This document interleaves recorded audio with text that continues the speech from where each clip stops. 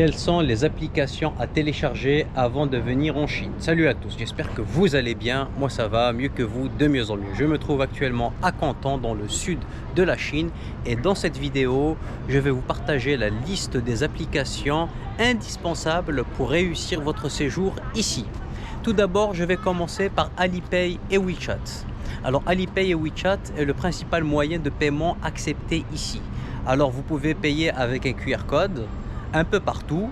Il faut juste télécharger ces deux applications là et puis configurer votre carte bancaire. Alors ça accepte les cartes Visa, les cartes Mastercard, et ça fonctionne parfaitement bien. Une fois que vous avez l'habitude de l'utiliser, c'est vraiment fluide.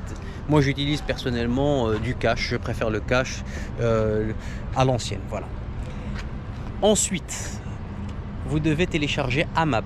AMAP, c'est l'équivalent de Google Maps et c'est vraiment utile pour vos déplacements au quotidien. Quand vous allez prendre le métro par exemple, c'est beaucoup plus précis que Google Maps et en plus de cela, Google ne fonctionne pas ici à moins de télécharger un VPN. Et le VPN, si vous le téléchargez, vous devez le télécharger avant de venir ici et le configurer avant de venir ici. Alors vous avez les VPN gratuits et payants et les deux fonctionnent très bien, mais surtout les payants, ils fonctionnent parfaitement bien.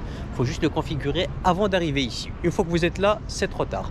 Et avec le VPN, vous allez pouvoir accéder à Google, vous allez pouvoir accéder à Facebook, Instagram, WhatsApp, YouTube et j'en passe et des meilleurs. Et sans ça, vous n'avez pas accès à tous ces services-là.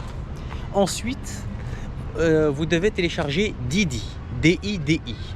Didi, c'est une application qui est équivalente à Uber, à Grab, à Bolt, et elle vous permet de commander un taxi sans vous faire arnaquer. Vous savez quelle est la voiture, l'itinéraire, le prix à l'avance.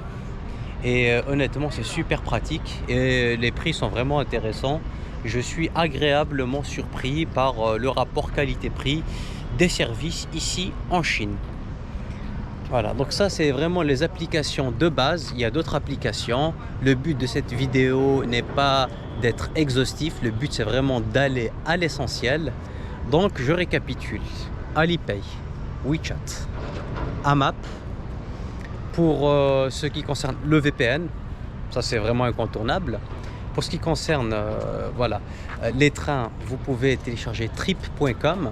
Trip.com, alors c'est une application chinoise et elle vous permet de de réserver vos billets de train à l'avance. Des billets de train en couchette, en sleeper, c'est-à-dire en classique. Et que ce soit le train rapide ou le train lent, c'est pareil, ça fonctionne parfaitement bien. Ils prennent bien sûr une petite commission, mais le site il est bien foutu, c'est ergonomique et c'est rapide.